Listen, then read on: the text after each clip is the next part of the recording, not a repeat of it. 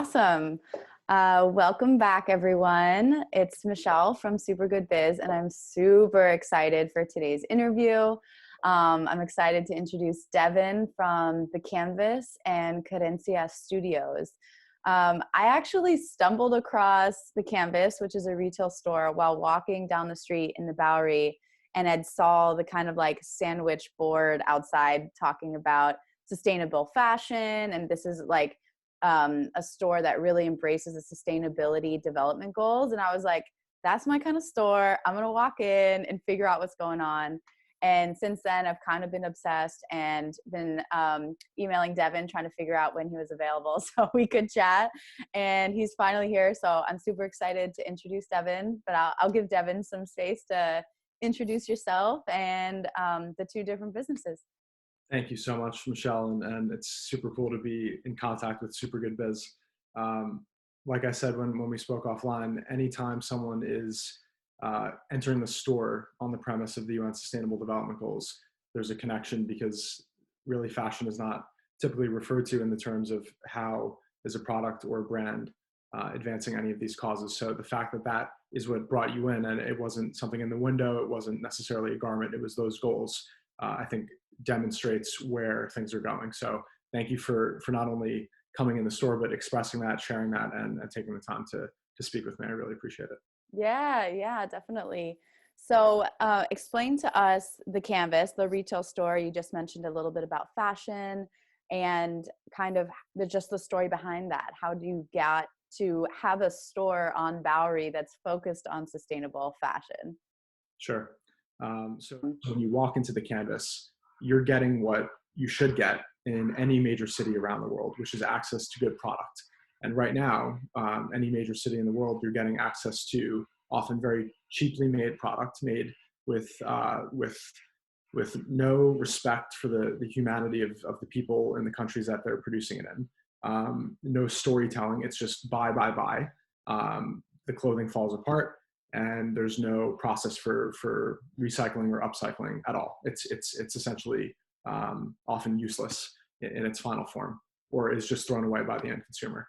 So we're trying to raise the standard for what a good brand can do and what it can be, and we're trying to raise expectations for consumers in that, let's work together and support these brands. We'll give you access to them, but come in and check them out and hear their stories, look at the people behind them. And the Canvas experience as a storefront is really about doing that in the most efficient way as possible. Yeah, I think it's interesting the way you were talking about Canvas and kind of the role it's playing. It was almost these two, it's playing and helping out two different parties. One, it's helping folks in the fashion industry. So it's almost like helping folks who are in the business and in the industry who are doing good work and who are making quality clothing that is a way that is sustainable and ethical, giving them access to consumers, and then giving consumers or people who are shoppers, like granted, consumers are people. So let me just like stop with the business jargon. We're also giving these like fashion designers and innovators access to those people, but giving people who want to shop for that access to these brands and the story behind them, and also being able to show them that it's possible to buy good quality clothes that are sustainable and they have other options besides fast fashion. So for the listeners / viewers who haven't been to the store, can you kind of describe the setup or describe how it's different? Like what makes this store unique? What are they going to find in the store? How is it kind of run? What would they experience? Sure. So just to go into a bit more detail about how the store actually opens, we reach out to the landlord and we say, you guys have a vacant space. We have a community of brands. We're going to bring them in. And rather than pay you a fixed rent, we're going to do a revenue share. So we're not going to commit to any type of monthly rent. That would put us in a position where we're owing something that we can't commit to, especially in the middle of a pandemic. This was something that landlords were somewhat hesitant about at first. Obviously, in the new environment that we're in now, it's something that many are jumping at, because it's a chance to fill the space and get people back outside shopping again, which medium and long term is something that's going to be essential for physical retail. So in the same way that we can travel around the world, or we used to travel around the world, hopefully we'll again soon, go on Airbnb and book a space very easily. we want to give independent small brands the same access to physical retail around the world. And New York City was sort of our starting point for doing that in Williamsburg and now on Bowery, where we've had 2 amazing landlord partners that are willing to work with us on these revenue share agreements and make sure that everyone is winning. And it's not a it's not a predatory relationship between tenant and landlord, which really never works out and is not in the best interest of anyone long term. Yeah, definitely. That makes sense. It's really interesting to just remove the idea of a monthly rent for a store and make it something where all parties involved are getting something beneficial out of this and are getting part of the revenues. I think that's important to talk about the business model, because that is interesting to think about, and how people can think about rent, and if they want to start a business, or if they're thinking about, building something or renting stores. Like, there's different ways in which to negotiate and to be able to have access, or to create access for the brands that you have, or the brand that you're building. So I think NC Studio became a brand where we were meeting other brands and doing pop-ups around the world in New York City. And we were constantly coming across the similar story of, we have an e-commerce platform, we have a website, but we don't have a physical store. And we wondered why that was. Are brands not opening physical stores because they don't want to, or is there some type of limitation, financial or otherwise, that is prohibiting that from happening? We're hearing this. We're hearing it in Amsterdam. We're hearing it in New York. We're hearing it in different pop-ups. And at the same time, we're seeing vacancies around the world, retail vacancies. So landlords with an abundance of space, but no tenant, which is not good for anyone. It means there's a sort of misunderstanding and a discrepancy between the 2 parties. So we thought, starting at Hunter College, to reach out to the landlord there and their former bookstore, which had moved completely online, and say, you guys have this 4,000 square foot space on Lexington Avenue. You're not doing anything with it. What's going on? And can we, a small business, come in and try to give it a chance? Hunter College at the time had an art program, but no fashion program. So it really all started there. And that idea of working with a landlord in a unique way brought us to Williamsburg, our first actual Canvas location, where the idea developed a bit further. So I'll stop there. I don't know. Right. And on your website, I feel like I read something around this being a store can help kind of accelerate the demise of fast fashion. And I think there is something around that. And I loved just that sentence, the demise of fast fashion. Can you explain a little bit for people who might not know what fast fashion is? You mentioned it a little as you were talking about bigger brands and the clothes going to waste, but why that is so bad for us, and why fashion is, I believe, the number 2 polluter in terms of industries in the world when it comes to waste of textiles and water usage and consumption and all of that. Can you tell us a little bit more about fast fashion? And I'd love to know whether that is the kind of the enemy you're fighting against. Like, is that the kind of change that you want to create? Not necessarily not help. Let me reword that. Is the change you're trying to create about eliminating fast fashion and those types of habits that actually pollute the world even more? So I'm going to work backwards from one of the last things you said about fashion being the world's 2nd largest polluter. This is something we hear all the time. It is not true. Oh, and interesting. it came out through Vanessa Friedman in an article called "The Biggest News," fashion's biggest fake news, something like that. That was the jargon around it. It was leaning into the political moment. It was about 1.5 years or 2 years ago, and it broke down how that idea sort of got through the fashion industry. And it was a series of bloggers that kept repeating it and posting it.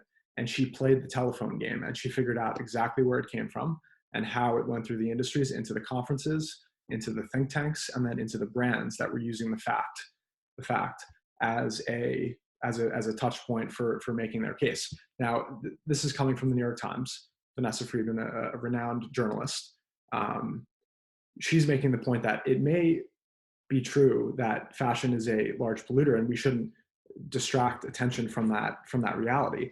But we need to know where it actually ranks, and we can't just say number 2 after oil because it sounds good. We need to actually gather the data, and the fact that we don't have the data is actually the problem. It's not the fact that it's the largest polluter yet. That's the problem we're trying to solve. The first step in solving that problem is let's create infrastructure and government framework to actually receive the information that would allow us to act accordingly. Mm. If we are basing action off information that is not accurate, and most of the industry is, in that it's become so widely repeated that it's just accepted as a fact, we're not going to get very far. And it's Mm. unfortunate that people haven't looked into it further, but we've all been there. You know, that this is something that we need to do personally, and it's like we have to call ourselves out on it. It's a little bit Mm-hmm. uncomfortable because it's like we all went around saying that, and Mm-hmm. everyone gets to the point where, and usually it's not on a live recording, I should say. Oh, So and no, it's not a I'm finding that, problem. No, not a problem. but it's an uncomfortable, it's a harsh truth. Yeah. And as soon as we are able to get our head around that and look for the accurate information, I think we'll be in a better position to act on it. Yeah. So I think like the main thing that I'm taking away from that is by creating or having a stat like that, it almost takes away people's agency to create change, because it's like, oh, that's the issue. We can't do anything about it because people are always going to shop and buy clothes, rather than being like, okay, we know fashion can pollute. Let's figure out ways to monitor and understand from these different countries or frameworks, like how we can make this better, like where there are kind of potential for innovation or interventions throughout the system of how clothes are made, how clothes are distributed, how clothes and retail works. Like, do we need to have a million different clothes hanging on a hanger?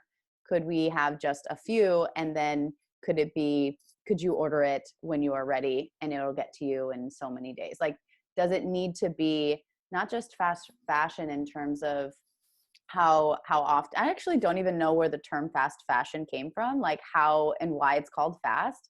I'm assuming at this moment that it's because you literally pick it up and you can wear it, but it also could mean the longevity of that piece of clothing, like how long it lasts in your closet and how long you wear it. Like perhaps it's just a short amount of time and you wear it and it's kind of thrown out.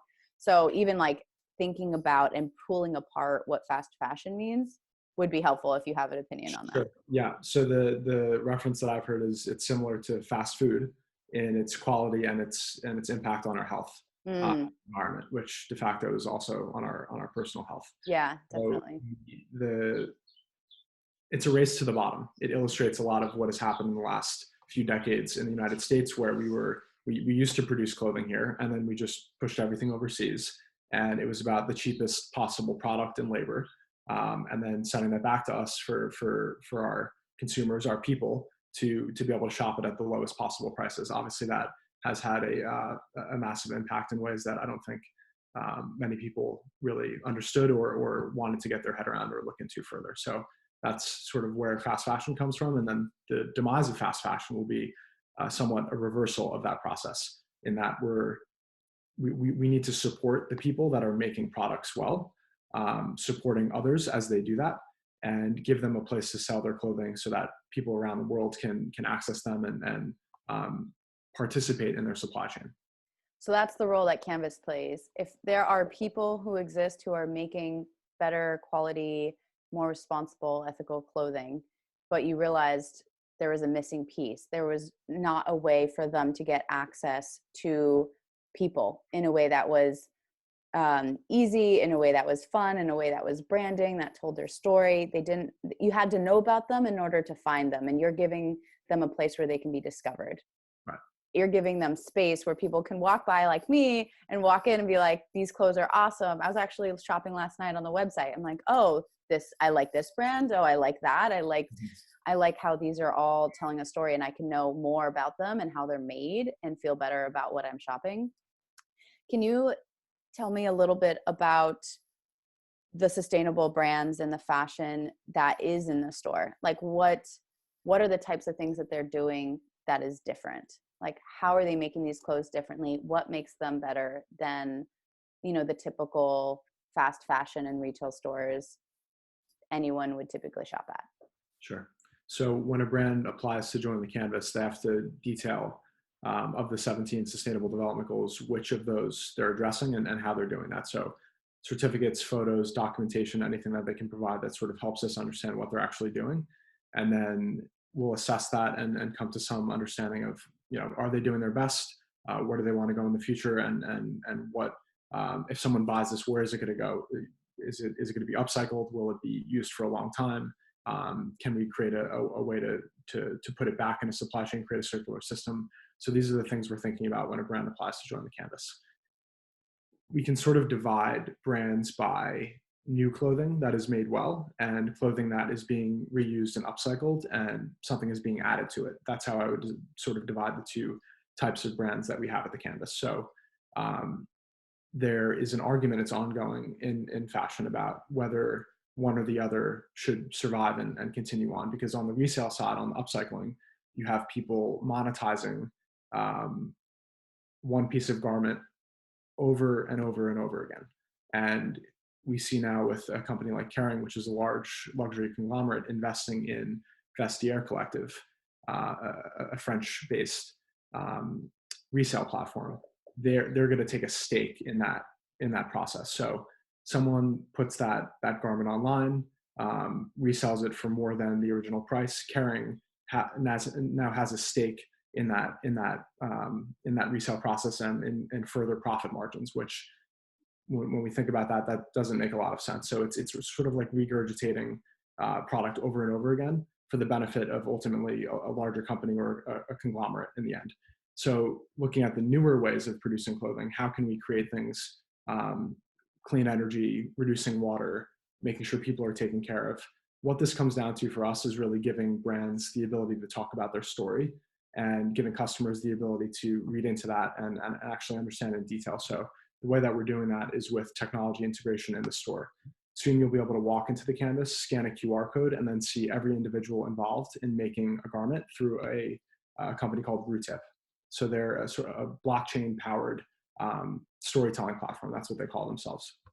So any brand will be able to essentially upload start to finish their products, their brand, their story, and anyone will be able to see that in a way that is currently not available. So to us, it's about being a literal canvas for brands and allowing them to share their story in the way that they want to, and not being so much the arbiter of truth or information, and letting ultimately the customer decide, as long as the information is, to the best of our knowledge, accurate, what they want to invest in, what sustainable development goals are important to them. That's what we want to sort of outwardly support.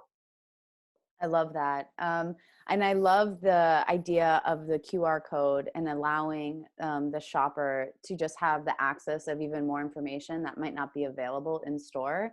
But if they want to go deeper, it reminds me of my experience going to, I think it was MoMA PS1, and it was, I think like the end of last year. So it was during COVID. So the way you could listen to any audio was just going through the QR code in your phone, and you were able to hear more about the artists and the artist statements, which is very akin to the artists that you're working with and why they made this product the way they did, what's behind the product, just their whole process, what they value, why they value it. So you can almost start shopping not just the product, but the values behind that product and the values of the maker who made that product. And then we've talked about the sustainability tags that you had, and these were tags that pretty much had checklist of all the sustainability development goals on the pieces of clothing and everything in the store when I walked in. And then you all had checked off which pieces or which goals each piece kind of lived up to. And so I feel like that tag is amazing. Being able to have this QR code to see behind the scenes is even more amazing. Have you ever thought about bringing those two together and making that tag something that can be explored even further? Because I also see that as a way to educate people who might not know all of the sustainability goals or might not know a lot about it, who are just kind of in the beginning part of this journey of understanding sustainability or understanding sustainability fashion. So has that ever been a thought of like bringing those two together, or will that also be available digitally in the experience in the store? That's exactly what we're going to do. Actually, I should have mentioned we're putting the QR code on the tag so that you get the goals, and then on the other side, you'll have the ability to go to ReTip and see the whole story card. And that's through an app. So the app is very well designed. and you see, in detail, not just the goals, but how they're addressing the goals, the people behind them. And then the really amazing thing that ReTip does well is it connects the customer to the individual people, and through an e-wallet where the customer can tip the people involved in making the garment. And that's not through the canvas, and it's not through the brand. You're directly tipping that person, and you see their name and you see where they are. So it's those types of things that are, we're really hoping will create a new connection between shoppers and the people that are involved in actually designing clothing. Yeah, I love that connection. It just like, it's even deeper and more important than the brand storytelling. It's the people who are actually helping make your clothes, and having that sense of humanity into what you're buying in that respect. As we're talking and as I'm learning about the kind of passion behind Canvas and giving fashion brands the access to potential consumers, giving people the ability to discover new brands, to discover more about the sustainability goals, I'm also realizing, even as a retail space, and your principle around wanting to be in the background, wanting to be the canvas and not in the forefront, is also a new way that retail can start to operate. Do you also, like, have you thought about it in that way? Like, if we can do it this way and show how it can work, how a retail store can negotiate with a landlord, how a retail store doesn't have to be in the forefront, it can be in the background, serving as a platform for everyone to be able to buy more sustainably and shop more sustainably. Have you ever thought about like this potentially being the new standard for retail, or talking with, the Targets of the world or other larger retailers that are focused in clothes or department stores? Is that kind of a goal that's in your sight as well? It's a very interesting question. Absolutely. What we see over and over again is a lack of consensus on how we should be measuring and talking about sustainability. And what the Sustainable Development Goals actually are is a uniform global way to do it on 17 different issues. So Target, for example, if they started using the Sustainable Development Goals, they would be thinking about this problem in the same way that governments do. And that's sort of why we use the SDGs and the Conscious Fashion Campaign, I should say, and this is a partnership with the UN. They're doing an amazing job of spreading the word and getting the information out there so that it's more accessible to businesses, people, and ultimately governments as well. But we need to get on the same page about what it is we're talking about. And those 17 goals, those 17 problems are really where it starts. We see companies investing in things like algorithms and relatively arbitrary methods of measuring sustainability for brands. These are e-commerce platforms. It's an interesting idea. It does not answer the question of who is responsible and how do you actually measure it. If everyone is using a different metric, a different system, a different algorithm to measure sustainability, and they're presenting things on a 1 through 5, a 1 through 10 scale, a 1 through 17 scale, we're going to be all over the place, and we're never going to know what we're actually talking about. It's too broad of a word. It's too broad of a concept. We need to be on the same page, and the SDGs really are the closest thing to that. So as a retailer, we want to adopt that as a way to say, just because we're in fashion doesn't mean we can't talk about these things. You don't have to be a nation state to be discussing them. And I think companies like Target and larger companies are already taking after it, and to some extent, they're starting to integrate the SDGs in one way or another. It's on their website. They're talking about the goals and the energy consumption, the net zero by 2030 or 2050. So many businesses are actually doing that. So that's great to see, and I think more will follow. Do the SDG, do those goals, are they kind of like, obviously they're a philosophy and principle that influences your business and influences the canvas. It's almost, it seems like it's just how you operate. Like, you think about that not just for the brands, but how you are doing business. Can you talk a little bit about the other ways the SDGs have influenced certain business decisions you've made, or how you operate as a retailer? Like, how is shopping at the Canvas different than shopping at these other department stores besides the actual products? Like, is there anything else that you're like, oh, I had never thought that this SDG would kind of like force us or push us to make a decision of doing business in this way, or doing XYZ thing in this other way? Have you noticed it kind of show up in unexpected ways, the impact of it? Yeah, I think it's become more recognizable. So it's led us to a lot of partnerships and a lot of ways of curating the space that are very different. Um, at the Bowery, you may have seen the blocks, the squares are colored according to the Sustainable Development Goals. So even in the design of the store, we're thinking about how do we, even if it's not explicitly, bring people back to those colors and remind them of perhaps why they walked in some cases, and then in others, just being aware of those colors representing those goals. Um, as far as the space and business and the curation and the SDGs, we want to look at this holistically. So it's not just about selling a product, it's about creating an actual experience, a sort of maze for sensory and emotion almost. You walk in, you don't just have the retail store. If you get to the back, you'll see we have an art gallery now. It's a former museum. It was the International Center for Photography. And we're working with an amazing curator called Slow Burn. And they've curated 50 artists from around the world that are also paying attention in one way or another to sustainability and following the Sustainable Development Goals to some extent as well. When it comes to art, it's always a little bit difficult. You don't want to dictate, you're going to make art based on these things, but we see people integrating more and more with the goals and talking about art and the goals together. So I think it's coming up in new and unexpected ways, and that's encouraging to see. And I think the goals and that wheel will become iconic in the next few years. It will just become something that everyone is aware of and talking about. And to the UN's credit, they've done an amazing job, even from the basis of graphic design, in making it easy to identify and actually, seeing it and wanting to walk into a place like you did because of what you saw there, just that small wheel. So I think the context and application of that wheel will only grow. I just got so excited, Devin. I was like, oh my gosh, when you started talking about the tags and the different colored walls to associate to the different like SDGs, I was like, oh my gosh, like I could be shopping at a store, and rather than there being sections with what's being sold in that area or the numbers of the aisles, there could be like the signs could say the SDGs, they could say the Sustainability Development Goals. Like, what would that look like if we organized the store around goals rather than the types of products? Or because actually Albert Heijn in Amsterdam, or I know it through Amsterdam, Albert Heijn just opened up a B Corp aisle for all the brands that are B Corps.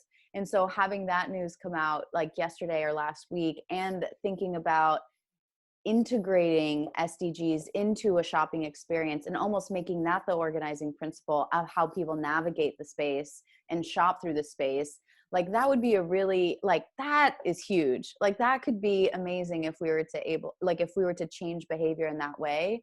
How do you still make items easily like searchable and findable within the space, but also with that filter of sustainability and being mindful and ethical about what you're shopping about, rather than just looking for the tag or looking for the aisle, the small section that's a B Corp, but you're not sure how. So that's just like, I'm like, oh my gosh, that's the future. That's the future. I'm so excited for that. I'm so ready. I'm here for it. Hopefully, I'm not sure if you saw on the website, but we have a shop by brand, by product, and by SDG. So you can already do that online. And with the new website that we'll have coming out this summer, it'll be even easier. And when you go to a product, you'll see specifically the SDGs that product is addressing. Yeah. But 100% a store curated even more specifically with that in mind, where you go to a section and you understand, these products are directly addressing this goal and here's how, would be amazing. Yeah. So that's something to think about as well. Yeah, I mean, you're already doing it. Like I feel like yours is almost this like pilot of understanding and showing people how you could be doing this through sustainable fashion. But imagine if this like expanded into how people shop, both online and in store. And that's also increasing the awareness and also making it normal, like normalizing the idea of shopping responsibly without having to search for and checking certifications or having to do that work. Like making that the standard is the ideal and the vision and the mission. Like that's almost the change that we want to make, like making this the way we do business, the way we shop, the way we shop for fashion, rather than it being the exception to the rule. Absolutely agree. Oh man, that was a great way to end the interview. I'm so pumped. It's about to be 9 and I feel like my energy level is super high for the rest of the day. Well, thank you for your excitement. It brings us more excitement, frankly. I mean, to have people getting this interested in the sustainable development goals through our platform, very rewarding. So thank you. Yeah, great work. Thanks for making the time to chat with me. I am excited to have this interview come out, and I'll definitely stay in touch. Thank you, Michelle. Sounds Thank great. you. Talk You're welcome. soon.